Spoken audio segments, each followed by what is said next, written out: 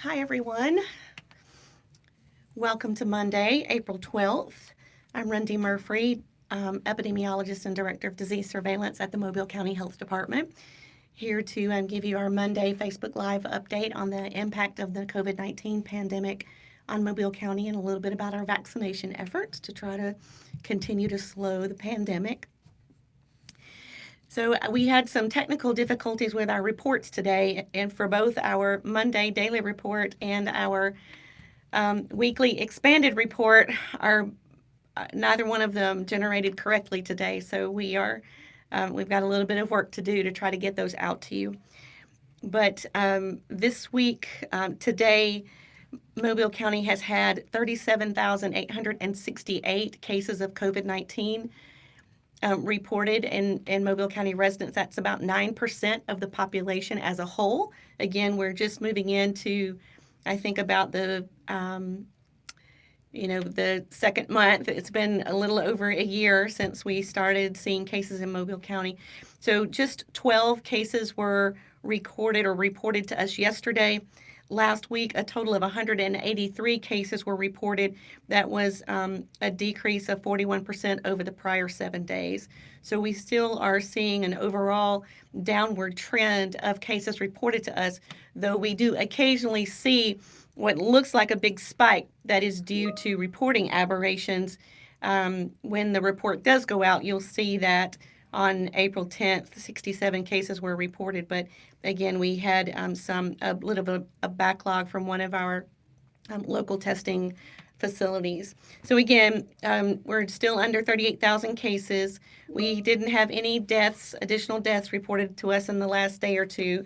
The cumulative number of hospitalized is up to 4,850. We had one increase yesterday. Sorry, my tablet is trying to talk to me. And in the hospital yesterday for COVID-19, there were 19 patients in the hospital yesterday with COVID-19 diagnosis. That is an increase of 1. So we are seeing the number of new admissions for COVID-19 trend up a little bit.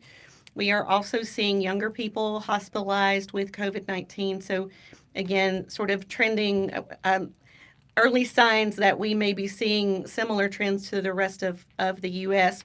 with regard to slight increases in COVID-19 in other parts of the state, thought largely to be due by a couple of things. Variants, so these more highly transmissible variants, and we know we have we've had several isolations of the UK variant in Mobile County residents, and also the California variants. We're not doing a whole lot of sequencing in Mobile County yet, but we're trying to improve the number of samples that are prioritized for sequencing to try to better inform what variants are circulating out there. But we do know that we have COVID variants, so that may be contributing to increases in other parts of the states. It could potentially contribute to increases here if we don't continue to do the things that we need to do to slow transmission. So, continue to wear a mask, socially distance, get vaccinated, stay at home if you're sick, avoid gatherings, those types of things.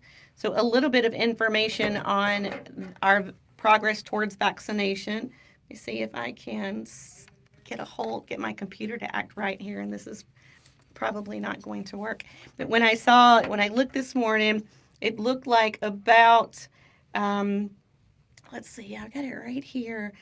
So the Mobile population that is 16 years old or greater is around 237,000 people, and almost 105 people in Mobile County who are Mobile County residents have received at least one dose. So if we're looking at the percent vaccinated among the ages that qualify 16 or over, we have about 32% of our eligible population that has received at least one dose, and around 70,000 people have received both doses. If we look by age group, though, we can see that in those older age groups that were eligible, early on, like in the 65 and over, 65 to 75, 60% of the population has been vaccinated, and 75 and over, 66% has been vaccinated. This is really, really good news. We just need to try to get the numbers of those younger populations.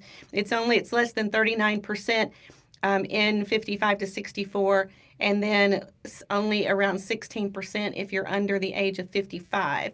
So that's where we really need to start improving our vaccine uptake now that there is eligibility to anyone of the age of 16 and over. We really need people to go and get vaccinated because we know that some of those younger age groups are driving transmission. They're the highest number of people out there. They tend to maybe be a little bit riskier in their behaviors by going to restaurants and bars and social gatherings and that sort of thing. So please, if you are 16 and over, please get a vaccine for COVID at one of our walk-up events or one of the many locations around Mobile County that are providing COVID vaccine by appointment only, but there are plenty of appointments available. So go to vaccinefinder.org and look online to try to identify where you can get a vaccine. The president is saying he wants there to be vaccine, wants no person in the U.S. to have to drive more than 5 miles to get a COVID vaccine. So please, we're getting very close to that. I'm sure there are hundreds of places in the county where you can get vaccinated. So please try to get an appointment as soon as it is possible for you to do so. All right, a couple of questions. Let's see. Someone asking about what we call breakthrough cases. So if you are a fully vaccinated person, and again, fully vaccinated means you have had the full series and it's been at least 14 days since your shot. So for Pfizer and Moderna, you have to be 14 days beyond that second dose. For the Janssen product, the J&J product, you are considered fully vaccinated if you received 1 dose and 14 days have passed. So yes, there will be breakthrough cases. There will be COVID cases among people who are vaccinated for a couple different reasons. One is, vaccines are not 100% effective. They are 94 and 95 and 85% effective. So we do expect there to be a small number of breakthrough cases in people who have been fully vaccinated. It may be that, their immune response just was not robust enough to protect them. We also have variants that are circulating, the variants that we know of. The vaccine will help protect against those variants, but they are more highly transmissible. So, and we see new variants popping up every time. So while the vaccine protects against the variants that we know of, the protection or the immunity that you get using the current vaccine is just a little bit lower for some of the variants of concern. So those are some reasons that we know we will see infections among people who have been fully vaccinated, and there have been at least a couple of those already documented in Mobile County. Someone asking about the testing goals. So last week I did an interview talking about, in response to a national media report, that Alabama testing data may be skewed and may not accurately represent the testing that's going on. And I talked about the fact that, we are still meeting our testing goals in Mobile County. So the testing goals are, and these are set by the federal government. It's not something that we just arbitrarily pick for ourselves, but the goal is to have at least 0.8% of our population tested every 14 days.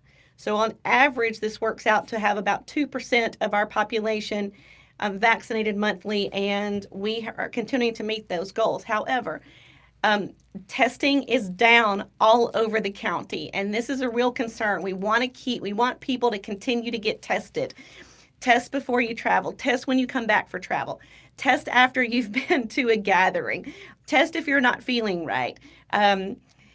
Test before you go and visit your elderly grandparents, even if they are fully vaccinated. So is plenty of testing out there. Testing is free at the Mobile County Health Department. You can call and get an appointment by calling 690-8889, or this week we will open walk-in testing, no appointment necessary, free to anyone of any age, of any race, ethnicity. Please come to our downtown Keeler location Wednesday or Friday between 8 and 12 and 12:30 and 4:30.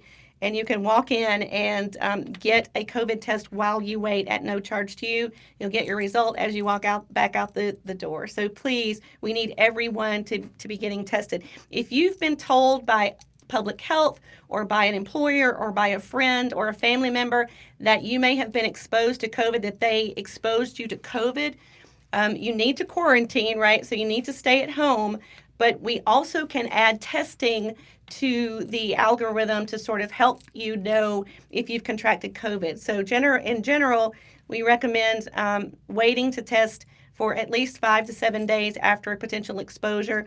And there's plenty of walk-up testing, so you can protect yourself and your families and while you're waiting through your quarantine.